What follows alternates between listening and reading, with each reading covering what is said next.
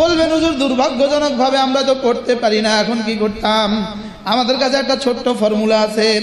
আপনি যদি 10 মিনিট সূরা ইখলাস বসে বসে পাঠ করেন, দোকানে বসে বসে 10 মিনিট সূরা ইখলাস পাঠ করেন, রাতে বিছানায় শুয়ে শুয়ে 10 মিনিট সূরা ইখলাস পাঠ করেন, অফিসে বসে বসে 10 মিনিট সূরা ইখলাস পাঠ করেন, শায়েখ সুদাইসি তিনি 10 মিনিট তেলাওয়াত করলে যে পুরস্কার দিবে, আপনাকেও সেই পুরস্কার দিবে। এই ফর্মুলাটা সহজ হয়েছে না কঠিন? হ্যাঁ, কি পরিমাণ সহজ! আল্লাহর নবী বলেন, মান ক্বারা সূরাতুল ইখলাস 10 মাররা, দিন তেলাওয়াত করি।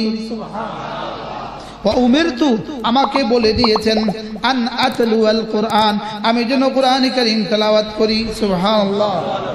উতলু মা উহিয়া ইলাইকা মিনাল কিতাব, আল্লাহ তাআলা বলেন যে কিতাব তোমার কাছে দিয়েছি এটা পড়ো। সুবহানাল্লাহ। এটা কি? এটা সরাসরি আদেশ। এবার রাসূল বলেন, ওয়া উমিরতু আন আতলুল কুরআন, আমাকে আমার রব বলে দিয়েছেন আমি যেন এটা পড়ি, আমি যেন এটা পড়ি। সুবহানাল্লাহ। তাহলে 1 নম্বর কি? ঈমান। 1 নম্বর কি? 2 নম্বর কি? তেলাওয়াত। 2 নম্বর কি? তেলাওয়াত। রাতের অন্ধকারেও তেলাওয়াত, দিনের আলোতেও তেলাওয়াত, দিবসেও তেলাওয়াত, রজনীতেও তেলাওয়াত। সুবহানাল্লাহ। যদি কেউ রাতের অন্ধকারে তেলাওয়াত করে, দিনের আলোতে তেলাওয়াত করে, আপনারা সাধারণ মানুষ বলবেন, হুজুর আমি তো তেলাওয়াত পারি না, আমি কি করব? আমি বলি, বন্ধু পারেন না কেন কাঁদেন? বুঝেন না? পারেন না কেন কাঁদা উচিত? আপনি কোরআনে কারীম পারলেন না কেন? কাঁদা উচিত। কাঁদা, চোখের পানিতে বুক ভাসানো উচিত। আমি কেন কোরআনে কারীম পারলাম না? বলেন, আমি কেন কোরআনে কারীম পারলাম না? কোরআন এতটা কঠিন নয়, চেষ্টা করলেও পারবে না। এতটা সহজ নয়, চেষ্টা না করলেও পেরে যাবে। কি বলছি? যে যেই বয়সী আছেন সেই বয়সে চেষ্টা শুরু করে দেন, দেখবেন 2-4 দিন পরে আপনি পারবেন, 2-4 মাস পরে আপনি পারবেন। এটা এত কঠিন নয়, চেষ্টা করলেও পারবেন না। আমাদের অ্যাডভোকেট সব এখন পড়ে, মাশাআল্লাহ, এখন পড়তেছে, বয়স্কদের মাদ্রাসায় ভর্তি হয়ে গেছে। ঠিক এত কঠিন। আমাদের মাহবুব সাহেব আলহামদুলিল্লাহ শুদ্ধ হয়ে গেছে, মাস্টার্স পাস করা যুবক, ব্যাংকের বড় অফিসার ছিল। দেখেন না,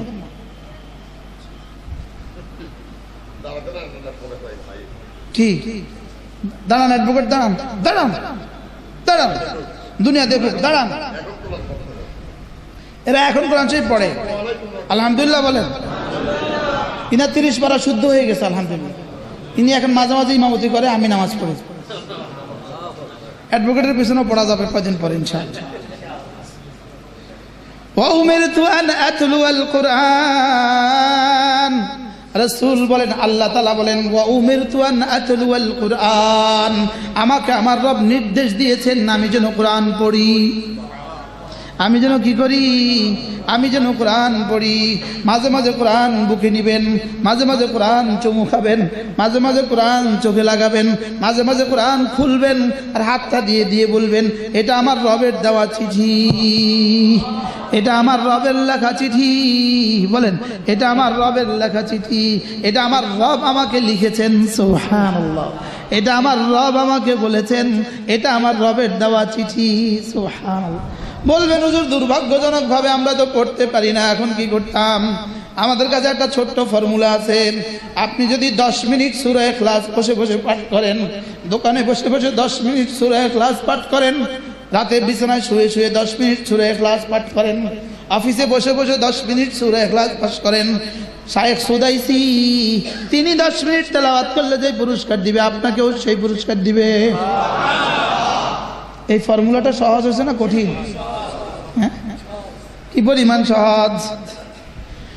আল্লাহর নবী বলেন, মান ক্বারা সূরাতুল ইখলাস 10, আল্লাহুস সামাদ, লাম ইয়ালিদ ওয়া লাম ইউলাদ ওয়া লাম ইয়াকুল লাহু কুফুয়ান আহাদ, বিসমিল্লাহির রহমানির রহিম, কুল হুয়াল্লাহু আহাদ, আল্লাহুস সামাদ, লাম ইয়ালিদ ওয়া লাম ইউলাদ ওয়া লাম ইয়াকুল লাহু কুফুয়ান আহাদ, বিসমিল্লাহির রহমানির রহিম, কুল হুয়াল্লাহু আহাদ, আল্লাহুস সামাদ, لم يلد ولم يولد ولم يكن له كفوا أحد بسم الله الرحمن الرحيم قل هو الله أحد الله الصمد لم يلد ولم يولد ولم يكن له كفوا أحد بسم الله الرحمن الرحيم قل هو الله أحد الله الصمد لم يلد ولم يولد ولم يكن له كفوا أحد بسم الله الرحمن الرحيم قل هو الله أحد الله الصمد لم يلد ولم يولد ولم يكن له كفوا أحد بسم الله الرحمن الرحيم قل هو الله أحد الله الصمد لم يلد ولم يولد ولم يكن له كفوا أحد بسم الله الرحمن الرحيم قل هو الله أحد الله الصمد لم يلد ولم يولد ولم يكن له كفوا أحد بسم الله الرحمن الرحيم قل هو الله أحد الله الصمد لم يلد ولم يولد ولم يكن له كفوا أحد কতক্ষণ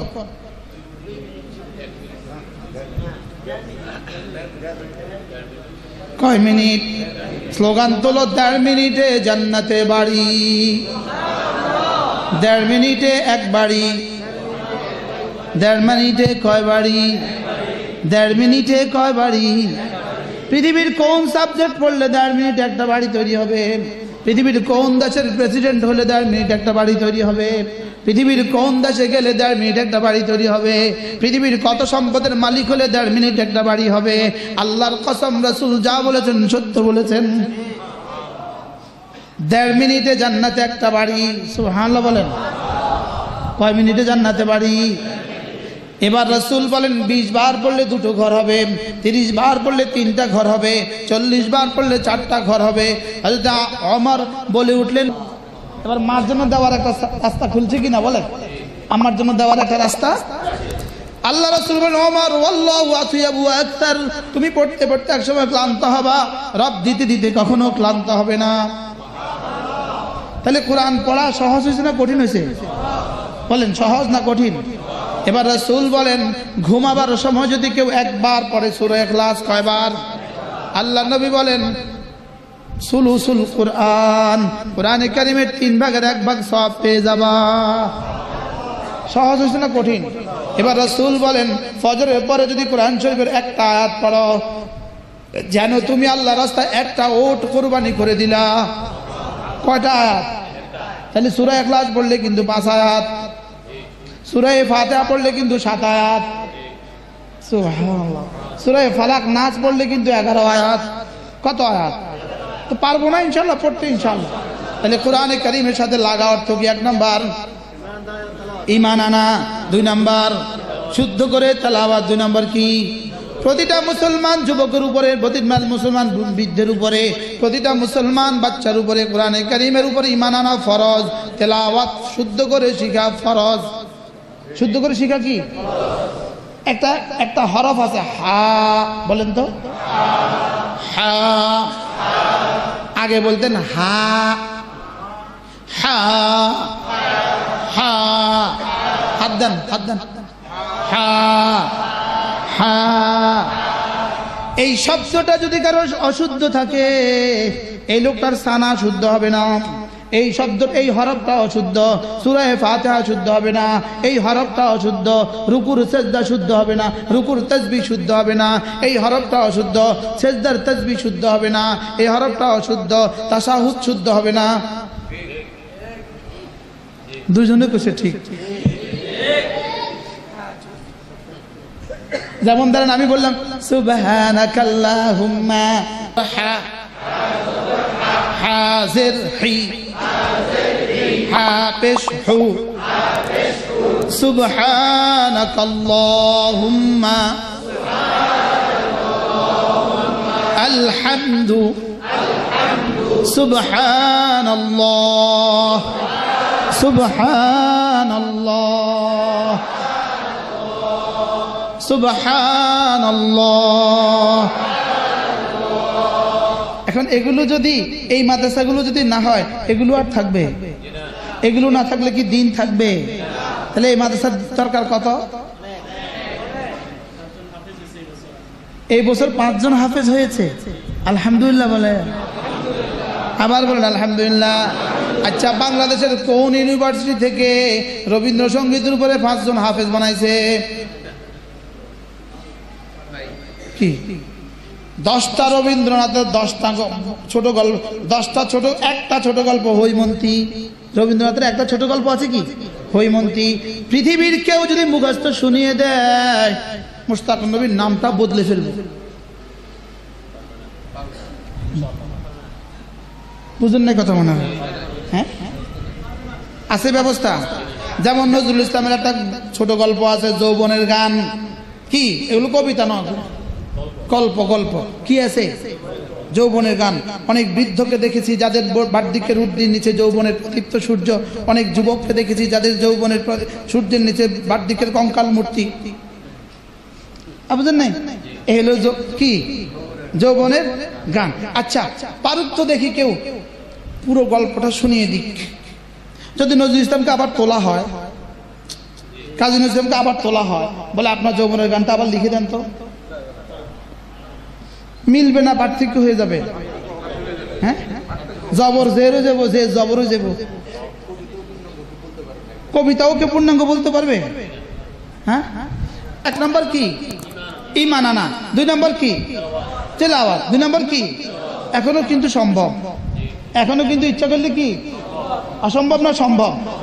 3 নম্বর হলো কোরআনে কারীমের বুঝা। কোরআন সহি বুঝা। বলেন কোরআন সহি বুঝা। বলেন